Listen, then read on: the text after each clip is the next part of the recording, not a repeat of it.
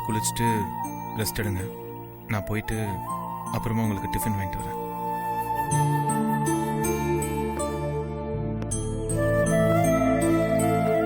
மாமா,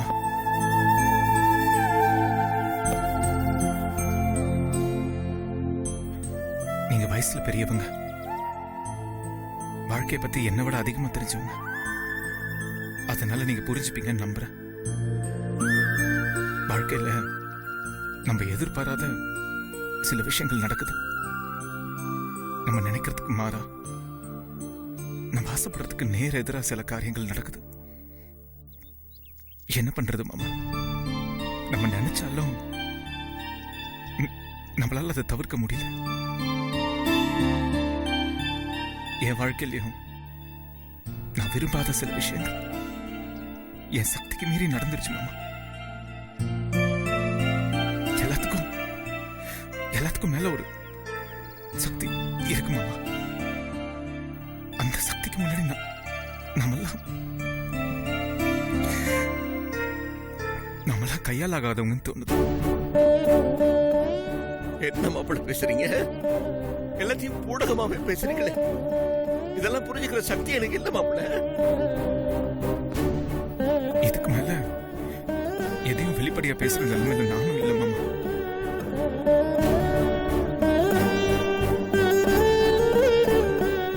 என்ன மன்னிச்சிருங்க மாமா.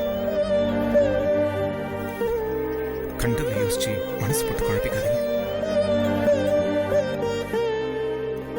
நீங்க போய் மேல குளிச்சுட்டு ரெஸ்ட் எடுங்க.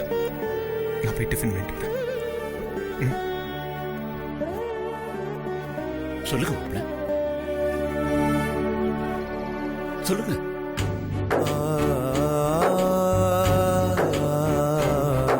போங்க மாமா.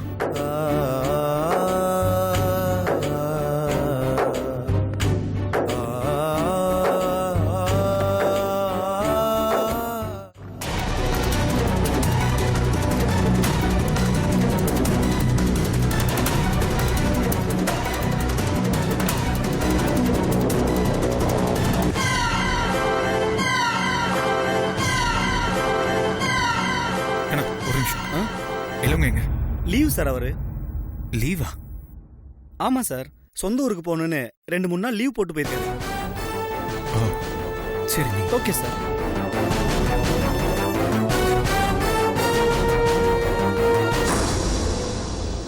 ஐயோ சமந்திமா, இந்த வேலையெல்லாம் நீங்க செய்யாதீங்க. கல்யாண சமயத்துல மட்டும் நீங்க எனக்கு உதவி செஞ்சா போதும். இதெல்லாம் நான் பாத்துக்குவேன். இதுவும் நம்ம வீடுதானே சம்பந்தி. அது சரி, இருந்தாலும் துணியெல்லாம் எதுக்கு நீங்க மடிச்சுக்கிட்டு? அத்தை, இதெல்லாம் நான் மடிச்சு வைக்க மாட்டேனா? 2 பேரும் இப்ப ஏதாவது பேசிட்டு இருக்கு. இப்பதான் நினைச்சேன், அதுக்குள்ள வந்துட்டா பாருங்க. வீட்ல இருந்தா ஒரு வேலையை என்ன செய்ய விட மாட்டா சம்பந்தி. டெய்லி ஆபீஸுக்கு போயிட்டு வராளே, ஒரு நாள் ரெஸ்ட் எடுக்கட்டுமே நினைச்சா நமக்கு முன்னாடியே காலையில எந்திரிச்சு எல்லா வேலையும் செஞ்சு முடிச்சிட்டு வந்து நிப்பா. இருந்தாலும் சம்பந்தி, இந்நேரம் ஒரு குழந்தைய பெத்திருந்தான்னா அதை கவனிக்கவே அவளுக்கு நேரம் சரியா இருந்திருப்போம். அப்புறம் நாமளே இந்த வேலையை செய்யுமான்னு சொன்னா கூட குழந்தை அழுதுன்னு காரணம் சொல்லியிருப்பா.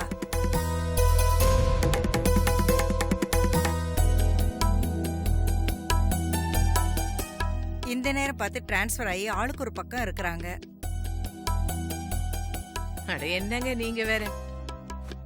இவங்க 2 பேருக்கும் கல்யாணம் ஆகி 2 வருஷம் தானே ஆகுது.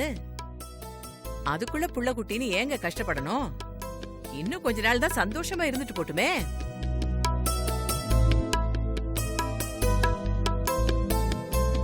இருந்தாலும் ஒரு குழந்தை இருந்திருந்தா. சம்பந்தி, நான் தான் 2 பேர்கிட்டயும் உடனே குழந்தை கிழந்தேன்னு அவசரப்படாதீங்கன்னு சொல்லி வச்சிருக்கேன்.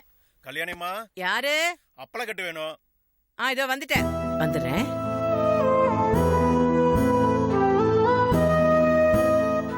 ஏண்டி, நிஜமாவே சம்மதிம்மா இப்ப உங்க 2 பேரையும் குழந்தை பெத்துக்க வேண்டாம்னு சொன்னாங்களா? இல்லம்மா. அப்புறம் ஏண்டி அவங்க இப்படி சொல்லிட்டு போறாங்க? அன்னைக்கு இன்னும் குழந்தை பொறுக்கலன்னு நீங்க ஃபீல் பண்ண கூடாதுன்னு தான் அம்மா அப்படி சொல்லிட்டு போறாங்க. இந்த வீட்ல அண்ணிய பத்தி யாரும் ஒரு வார்த்தை சொல்லிட முடியாது. உடனே அம்மா முந்திக்கிட்டு வந்துருவாங்க. அதுவும் இல்லாம என் கல்யாண தேதி குறிக்க வந்த ஜோசியர் கிட்ட அம்மா இவங்க 2 பேரோட ஜாதகத்தை கொடுத்து எப்ப குழந்தை பிறக்கும்னு ஒரு ஆர்வத்துல கேட்டாங்க. அதுக்கு அந்த ஜோசியக்காரரு அன்னைக்கு குழந்தைய பிறக்காது,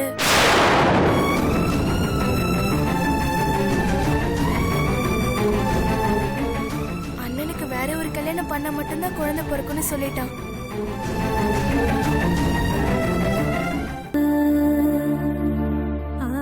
ஆனா அம்மா அதுக்கு கொஞ்சம் கூட அலட்டிக்கவே இல்ல.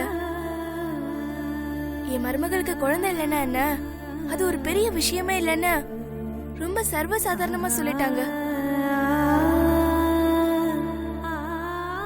அந்த அளவுக்கு அண்ணி மேல அம்மாவுக்கு அஃபெக்ஷன் இருக்கத்த.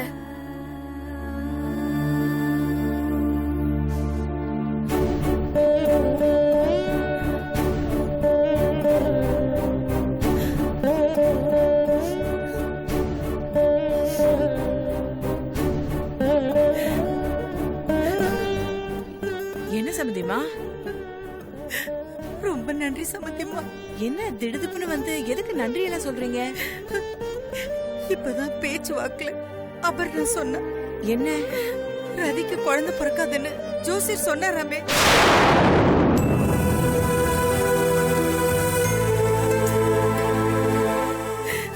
அத நீங்க பெருசாவே எடுத்துக்கலையாமே. யாருக்கு சம்பந்தமா இப்படிப்பட்ட மனசு வரும்? இந்த அப்பர்னாக்கு வேற வேலையே இல்லையா? இத ஒரு விஷயம் உங்ககிட்ட வந்து சொன்னாளா அவ? அவ யதார்த்தமா தான் சொன்ன சம்மதிமா. உங்களுக்கு உண்மையிலேயே ரொம்ப நல்ல மனசு சம்மதிமா.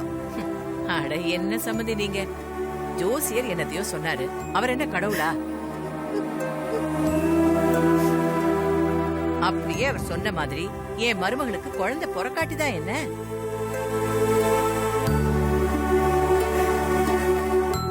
அவ என் மருமக இல்லன்னு ஆயிடுவாளா? இந்த வீட்ல இன்னைக்கு இருக்கிற நிம்மதியும் சந்தோஷமும் என் மருமக கொடுத்தது. ரதியை தவிர வேற எவ்வளவு கட்டியிருந்தாலும் நிச்சயமா இந்த நிம்மதியும் சந்தோஷமும் எங்க வீட்ல இருந்திருக்காது சம்பந்தி. எங்களுக்கு பேரப்புள்ள பிறக்கலன்னா என்ன, என் மகனும் மருமகனும் இருக்காங்கல்ல, அது பத்தாதான் எங்களுக்கு. சம்மந்திமா, யார் யாருக்கு என்னென்ன கொடுக்கணும்னு அந்த கடவுளுக்கு தெரியும், அவ்வளவுதான். எனக்கு என் மருமக முக்கியம், அவளோட சந்தோஷம் முக்கியம். அவளை நான் யாருக்கிட்டையும் எப்பவும் விட்டு கொடுக்க மாட்டேன். அப்பளக்கட்டுக்கு வெயிட் பண்றாங்க, கொடுத்துட்டு வந்துடுறேன்.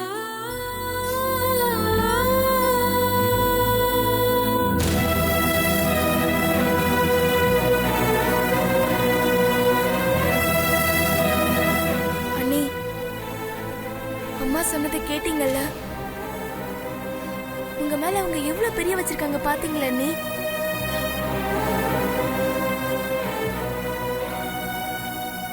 எதுக்கானே இந்த கண்ணாமூச்சி விளையாட்டெல்லாம்? உங்களாலேயும் எங்களை பிரிஞ்சிருக்க முடியாது, எங்களாலேயும் உங்களை விட்டுட்டு இருக்க முடியாது.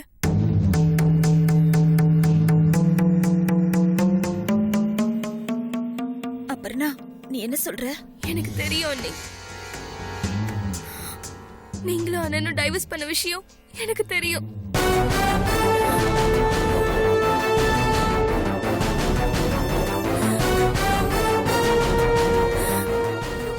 என்னால முதல்ல அதை நம்ப கூட முடியல. எதுக்காக நீங்க இந்த மாதிரி பண்ணீங்கன்னு புரியாம குழம்பி போயிட்டு அண்ணன் கிட்ட கூட சண்டை போட்டேன். ஏன் இப்படி ஒரு பைத்தியக்காரத்தனம் பண்ணீங்கன்னு கேட்டேன். கடைசி வரைக்கும் அவர் காரணத்தை சொல்லவே இல்லை அண்ணி. உங்ககிட்ட இதை பத்தி நான் பேசக்கூடாது, மீறி பேசினா நீங்க என் கல்யாணத்துக்கு வரவே மாட்டீங்கன்னு சொல்லிட்டாரு. நீங்க என்கிட்ட இருந்து மொத்தமா ஒதுங்கிடுவீங்கன்னு சொன்னாரு. அதனாலதான் நான் எல்லாத்தையும் மனசுக்குள்ள வச்சு இவ்வளவு நாள் புழுங்கிட்டு இருந்தேன்.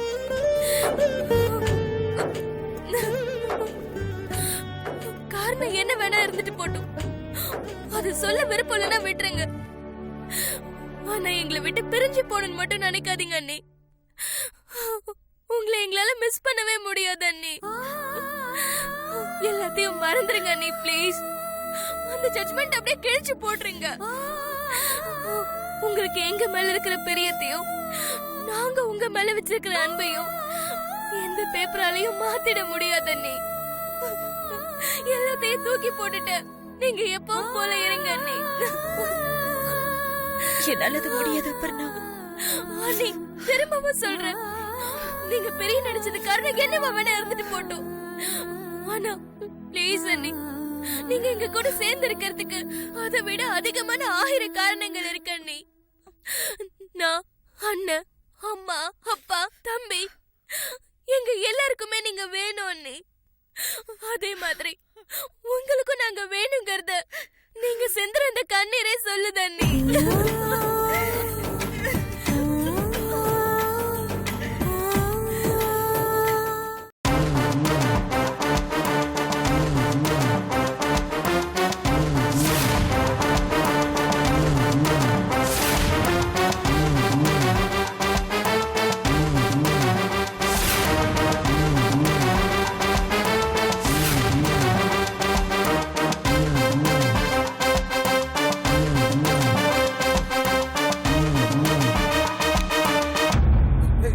டேய் என்னடா லைட்டு கூட போடாம இருட்டுல நின்னுட்டு இருக்க?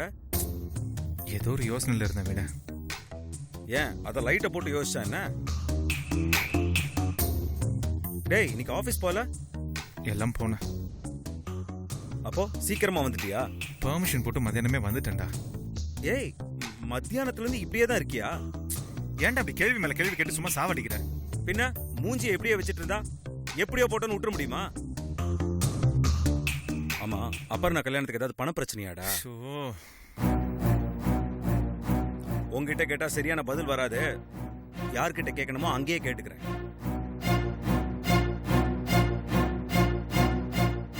லட்சக்கணக்குல செலவு பண்ணி எல்லாத்தையும் நீங்களே வாங்கி மாட்டேங்கிறீங்க. ஆமாடா, இப்போ உனக்கு தான் வாங்கி மாட்டுறோம். வாயை மூடுற. ஏன் நீ வேணா போட்டுக்கோய. அம்மா சுசி அண்ணி. ஹலோ, என்னப்பா சுசி, நல்லா இருக்கியா? நல்லா இருக்கேம்மா. உங்க புள்ளதான் நல்லா இல்ல. ஏன், அவனுக்கு என்ன? டெய்லி 8 மணி ஆச்சுன்னா அவனுக்கு ஃபோன் பண்ணி ஒரு அரை மணி நேரமாவது மொக்க போடுவீங்க. ம், இன்னைக்கு உங்ககிட்ட இருந்து போனே வரலையா? ஏன்பா, ரதி தான் இங்க இருக்காலப்பா. அவ இருந்தா ராகவன் இல்லாத குறையே எனக்கு தெரியாது. சரிதான். மாமியார் மருமகளும் ஒண்ணு சேர்ந்துட்டா என் நண்பன் கதி அதோ கதி தானா? தம்பி, நானும் என் மருமகளும் ஒன்னா இருக்க போய் தான் ராகவன் கல்யாண டென்ஷனே இல்லாம அங்க நிம்மதியா இருக்கான். அது தெரியுமா உனக்கு? சரிம்மா, உங்களுக்கு ஏதாவது பணம் ஏதாவது தேவைப்படுதாம்மா? ராகவன் ஏதாவது கேட்டா சரியா பதில் சொல்ல மாட்டேங்கிறான், உம்முன்னே இருக்கான். அதெல்லாம் ஒரு பிரச்சனையும் இல்லப்பா. ரதிதான் கொஞ்சம் டல்லா இருக்கா. ஊருக்கு போனவன் ஒரு ஃபோன் பண்ணி கூட அவகிட்ட பேசலன்னு கோவம் போல இருக்கு. ராகவன் பக்கத்துல இருக்கானா? ஆ பக்கத்துல தான் இருக்காமா. நீ போன் அவங்கிட்ட கூட. இதோ. டேய் அம்மா பேசுறாங்க, ஏதோ உங்ககிட்ட பேசணுமா?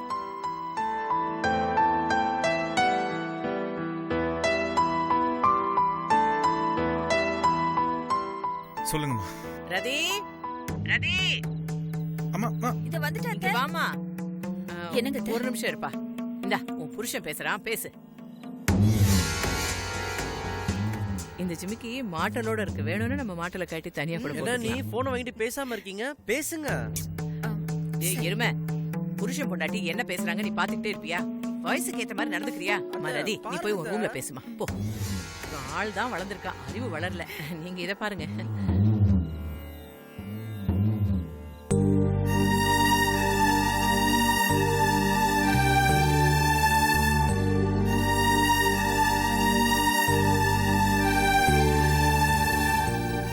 என்ன ரதி, அந்த வீட்டில் இருக்கிறவங்களோட சந்தோஷமே நீதாங்கிறது இப்போ உனக்கு புரிஞ்சிருக்குமே. இதுக்கு தான் நான் இங்க வரக்கூடாதுன்னு நினைச்சேன். எந்த நிமிஷத்துலயும் நான் மனசு உடைஞ்சு அழுதுருவேணும்னு எனக்கு ரொம்ப பயமா இருக்குங்க. ஹே, அங்கே எல்லாரும் முன்னாடி அழாத. நீ பாட்டு அழுது கிழுது வச்சு சந்தேகம் வருது. இல்ல, நான் தனியா தான் வந்து பேசுறேன். நீ அந்த வீட்டில் இருக்க போகிறது இன்னும் கொஞ்ச நாள் தான். அங்கே இருக்கிற வரைக்கும் உன்னால் முடிஞ்ச அளவுக்கு எல்லாரையும் சந்தோஷமா வச்சுக்கோ. அதுக்கு பதிலாக என்னால் முடிஞ்ச வரைக்கும் உன் மனசில் இருக்கிற கரையை நான் அழிச்சு காட்டுறேன். ஒன்றும் இல்லை ரதி, ரொம்ப தேங்க்ஸ் எல்லாத்துக்கும். யார் யாருக்கு யார் என்று சாமி போட்ட முடிச்சு வீணாக போகிறதே ரெண்டு உயிரை வதச்சி. உறவு என்பது பிரிந்து செல்லவா, சேர்ந்து வாழ்வதே வாழ்க்கை அல்லவா.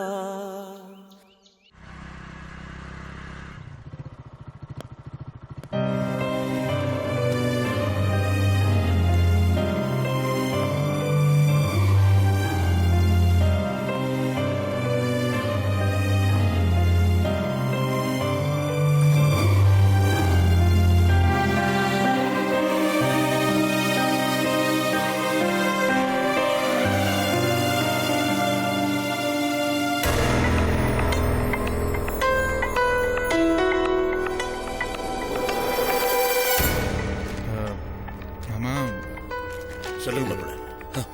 உங்களை மாப்பிள்ளைன்னு கூப்பிடலாம்ல?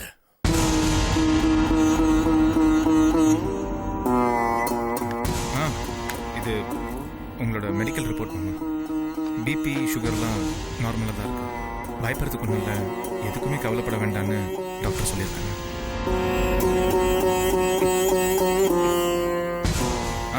மருந்து மாத்திரைலாம் இருக்குல்ல, ஏற்கனவே எழுதி கொடுத்த ப்ரிஸ்கிரிப்ஷன் இருக்குல்ல, அதையே இன்னொரு 1 மாதத்துக்கு ஃபாலோ பண்ண சொல்லியிருக்காங்க. அப்புறம் எதுவாக இருந்தாலும் ஃபோன் பண்ணுவோம்மா. சாயங்காலம் டிஃபன் நான் ஃப்ரெண்டுக்கிட்ட வாங்கி கொடுத்தேன். ஃப்ரெண்டுக்கிட்டே மாப்பிள்ள? ஆமாம். நீங்கள் வர மாட்டீங்கல்ல?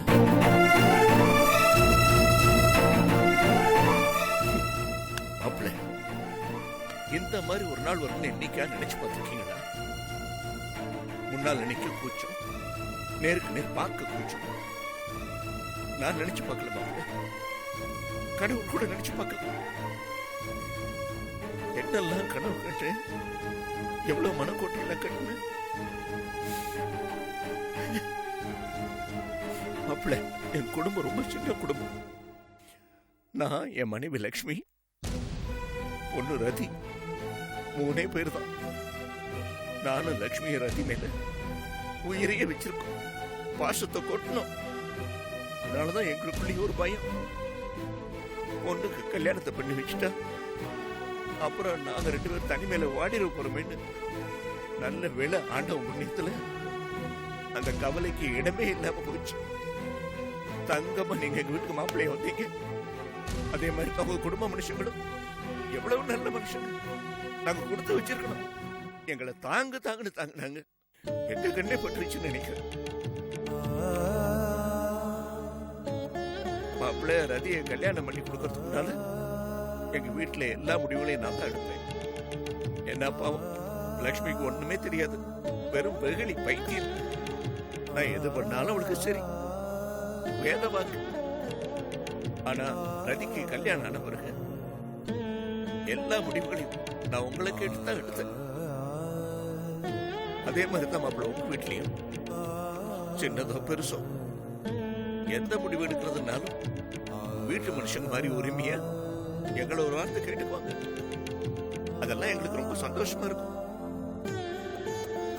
அந்த சந்தோஷத்தெல்லாம் நீங்க திரும்ப எடுத்துட்டு போறீங்களா மாப்பிள்ள? மாமா, நான் உங்ககிட்ட ஏற்கனவே சொன்னதுதான், இது நான் எடுத்த முடிவில்லை. தயவு செய்து இதுக்கு மேல கேள்வி மேல கேள்வி கேட்டு நான் வரேன் மாமா.